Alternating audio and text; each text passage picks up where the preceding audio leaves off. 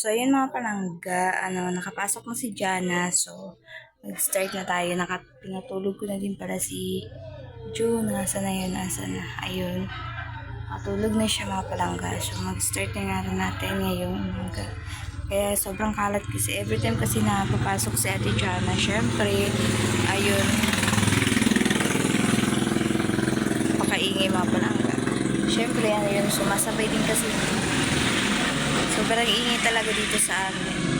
Sobrang ingay talaga dito sa amin mga palangga kasi nga nasa gilid lang kami ng daan. Tapos, yun mga palangga, pag nagising kasi si Ate Jana, yun, sumasabay din si Juna, si Bibi Juna, sumasabay din siya. So, sobrang aga niya talaga magigising. Si Jana kasi kailangan niyang maaga magising para makasabay siya sa paghatid ng mga estudyante doon ni tatay. Nakakasakay siya doon sa school. Kasi dinadaanan lang yung school nila. So, yun. So, yun nga pala nga maglilinis na tayo kasi madami kong dapat linisin at magigising na naman yan mamaya si Jana kasi sobrang ingay nga. At wala kaming speaker ngayon.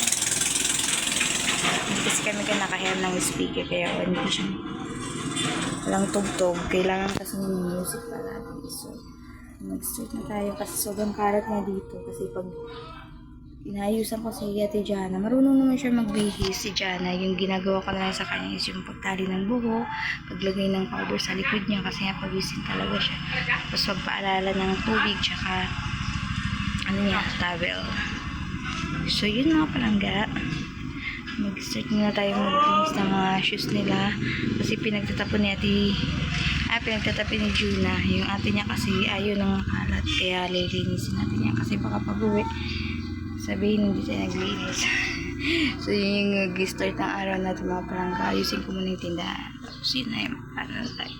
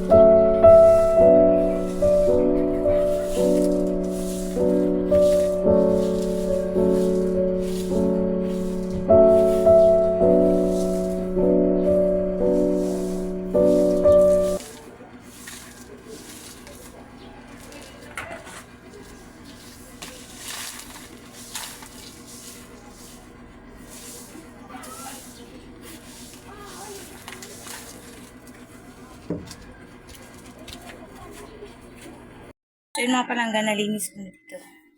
Sa halayan. Yan, naayos ko na yung mga sleeper nila. Tapos yan, yung mga stock toys, naayos ko na din. Napagpagang ko na yun ng alikabok. Tapos yun dyan, okay naman yun dyan. Yung nilagay ko lang dyan yung pulbo, yung lotion, tsaka yung pabango ni Ate Jana. Kasi ginagamit niya every morning bago papasok. So, tapos yan. Ito kasi dito mga palangga minsan, nahihigaan siya ng pusa namin. Kaya, nilalagyan ko to ng plastic. Tapos ito dito mga palangga yan, nilalagyan ko lang ng mga, tawag doon? Tahob, ano ba yung sa Tagalog? Tinatakpan ko lang ng mga ganyan para hindi madumi yung mga damit. Ayan, may mga pantakip. Ayan, mga palangga. So, yun. Ina-open namin yung bintana dyan para pumasok yung liwanag. So, ito yan mga palangga. Ayan naman yung hanger dyan. Diyan nilalagay ni Jana yung Diyan niya nilalagay yung uniform niya pag dadating siya. Kaya naka-ready na yan dyan palagi. So, yun. So, dito naman mga palangga. Ayan, si Juna. Tulog. So, hindi ko muna yung gagalawin dyan. Mamaya na lang pag-gising niya.